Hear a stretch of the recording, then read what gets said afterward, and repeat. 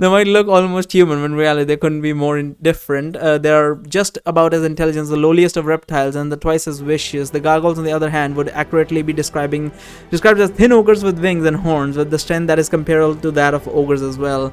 The dire wolves and the saber-toothed tigers next. They begin to walk slowly along the sides of the arena, trying to take the measure of their opponent and moving to surround them. The last one to come out of the den are the griffins. They're creatures that have the bodies, tails, and legs of lions, while their heads, wings, and talons are those of the eagles, like the harpies and the gargoyles before them. The first thing that the griffin do is to soar to the air in order to get a better view of their target.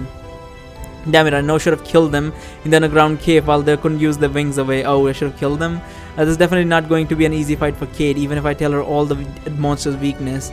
The saber-toothed tigers and the dire wolves are the first to attack. When Kate's teammates see the beast charging towards them, some of them start screaming and running away as fast as where are they going to run exactly? Just away from them? But others charge right back at the creatures in a desperate attempt to intimidate them. Kate is the only one who seems calm and collected as the instincts take over again. Just like the ogre shaman's illusion, she begins to move toward between one creature and the other, sliding one's throat and then switching to the next target without any wasted movements. I didn't know she was that much of a combat fucking expert. I mean, I know she was a mage, but I didn't know she was that good at like hand-to-hand combat. Even so, the enemies on the ground are by far the weakest of the group. The real threats are the gargoyles and the griffins. With the gargoyles' strength and the griffin's size, I can see very few of which Kate could be able to win a fight against, especially while they got the air advantage. Griffins are now beginning to descend towards the gladiator. Is this possible that Kate dies here? The griffins are now beginning to descend towards the gladiators, and they quickly make their first victim. One of the more frail looking gladiators in Kate groups get grabbed by a griffin's claws, and the beast starts to peck at the man's chest with his beak while he's still alive. Hearing the man cries for help and his terrible scream, the other men abandon all pretense of courage and run away as fast as they can in all directions. One of the other griffins gunned down and it tries to attack Kate. Knowing the creature's behavior and attack patterns, Kate manages to step out of the way to slash at one of the creature's claws with a dagger, but she doesn't get to hurt the beast much before it flies away, preparing itself for another dive. Things aren't looking very good for Kate, Layla writes to me. In the worst case scenario, she might be forced to use the ice magic. You know what that means, right? Yeah, I say the punishment for using magic in the arena is death. In order to get out of here alive after that, you have to fight every single guard in this place and to make this entire kingdom into her enemy.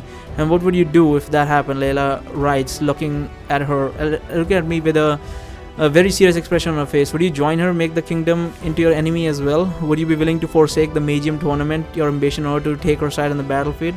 I'm not sure. She would not need my help. She would fight them all by herself easily. If it comes down to it, yes, I would definitely go. I mean, I wouldn't have survived this long without their help. So yes, Magium is very big for Barry. He's a very big thing for Barry, but Barry's life was, not exactly safe, but definitely in many situations, it's better to have Kate there. She's a good friend as well, so if it comes down to it, then yes. If it comes down to it, then yes, I say, and I think that my other friends would do so as well, probably. I see. Layla writes with a slight smile on her face. And you will not be alone when the inevitable happens, even if your friends don't join you. I'm prepared to take Kate's sides no matter the cost. For now, let's hope that won't be necessary, I say.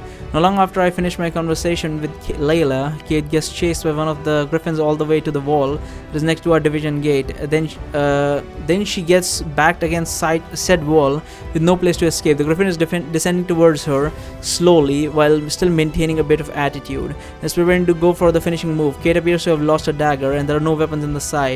Inside, I can already feel the air around us getting chillier. Is this it? Are we really going to do this? Damn it, I really was looking forward to winning the tournament and becoming a mage. Well, it was fun while it lasted, I guess. All of a sudden, one of the iron gates gets blown out of his hinges. Oh boy, is it Hardrick? Out of his hinges, and it drops to the ground with a loud clang. Within seconds, Hardrick comes out of the gate and he makes a dash towards the griffin, attacking Kate, making a very high jump and landing on the beast's back. The griffin doesn't appear to be too happy about what's happening and attempts to throw Hardrick off his back by doing sudden violent movements and by flapping its wing continuously. Ha! Hardrick says while he maintains his balance by holding on to the griffin's mane with one hand. I always wanted to ride one of these things. He then uses his other hand to wave towards the crowd and he shouts as loud as he can. Did you miss me? The crowd explodes in an outburst of shouts and cheers as the griffin keeps trying to shake Hardrick off his back with all its might. Seeing that the beast is not planning to settle down anytime soon, Hardrick grabs his head with both hands and he snaps his neck in one movement of its arms. Down we go, Hardrick says as the griffin falls to the ground along with him. He then jumps off the creature and he heads towards Case. Are you alright, my lady? Hadrick says with a bow. Hadrick saves the day. Why is that an achievement unlocked? Wait, why is that an achievement? I didn't do that. I didn't ask him to do that. What the hell? Hadrick, what are you doing here? Kate says, shocked. You're not allowed to help me. They'll ban you from the tournament. No, they won't. Hadrick says, there was never such any such rule. Didn't you pay attention to the announcement at the beginning? He then lowers his voice so that the announcer and the spectator can hear him. And beside Hadrick says, you were planning to use your ice magic just now, weren't you? Kate starts to say, but she hesitates to continue. No need to worry about it. Hadrick says as he pats her on the side of the arm. In order to make sure that this magnificent arena event can continue to run its course until the very end, he then walks away from her and he looks towards the monster, trying to decide which one to attack first. Attention participants, Hadrick, the announcer says loudly, you will leave the fighting arena immediately or we'll face the consequences. Do you understand? And by these consequences, Hadrick says, do you mean to say that I'll be invited to join a bonus round at the end of the event? Well, the announcer says technically yes, but we still can't interfere with the fights of other participants. Why not? Hadrick says, is that one of their standard arena rules? Well, no, but then I don't see the problem. Hadrick says, the problem says that you're ruining the show. The announcer blurts out all of a sudden. Oh, am I? Hadrick says with a grin. He turns toward the audience and raises his arm. What do you all think? Hadrick shouts at the fight. Am I ruining the show? No, the spectators shout in unison. Do you want me to stay? Hadrick asks them. In answer to Hadrick's question, the crowd cheers louder than ever before. Well, I guess they're settled then, Hadrick says to the announcer. Then he rushes towards the griffin that's flying at a lower altitude. He jumps on the creature's back just like he did with the one before. He holds onto the mane firmly, making sure that does not get blown down. The griffin tries to shake him off, just like the one before, but this time the beast stops moving after a while, looking almost as if it were accepting Hadrick as his new master. I see you're smarter than the other one, Hadrick says. Alright, then let's see how well you cooperate. First, we'll go over there, and if you're really doing this, then I'm going to need a weapon with long reach before anything else. But in shock, the griffin obediently follows Hadrick's order and leads him all the way to the side of the arena, then taking halberd off the wall. He then pulls on the griffin's mane in order to show it the direction that he wanted to go in. The creature flies him all the way to one of the gargoyles up in the sky. Hadrick cuts the head of the gargoyle's shoulder in one single movement of his halberd. He then orders the griffin to move on to the next target. In the next few minutes, the dwarf travels from one monster to oh, I get it. Why did I get an achievement unlocked? If these creatures, I had killed them with Layla's help in the underground, then this problem would not have even come up. Yeah, the ideal playthrough is going to be interesting. Not too interesting, but interesting indeed. In the next few minutes, the dwarf travels from one monster to another on the back of his trusty griffin. He kills all of them in quick succession without so much as breaking a sweat. As one of them finally descends to the ground, Hadrick sees that Kate has also taken care of the saber-tooth tigers and the direwolves in the ground in the meantime. This leaves Hadrick's griffin as the last remaining monster of the battlefield. As the crowd keeps cheering, Hadrick dismounts the griffin and he raises his arms in the air to silence the crowd. All of the other beasts are dead, Hadrick says to the announcer. The last one has already surrendered itself to me. I request permission to spare his life as a token of gratitude for his services. What say you? Preposterous, the announcer says. Do you seriously expect?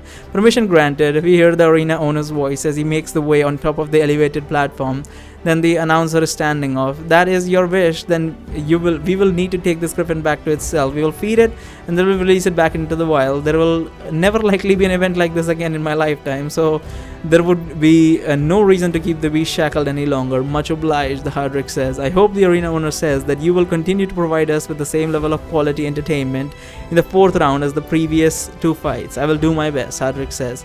Oh, the owner says, and I will be expecting the same from you, Miss Kate, since you will also be joining your friend in the extra round as an undesirable, given that his transgression of rules was done specifically to save your life. I trust there will be no objections. No, Kate says, I will have no objections. I have no objections. Very well, the owner says. Now, if you all don't mind, I would appreciate it if you cleared the fighting arena as soon as possible. The next division fight is about to start. As the owner turns to leave, Kate and the others also head towards the respective division areas, while the warriors of the 6th division are preparing to enter the battlefield. The next few battles weren't really anything special. A few gladiators died here and there, and most of them survived, and the number of creatures that were being thrown at them in each fight become gradually smaller as the arena's stock of regular creatures began to slowly deplete as well.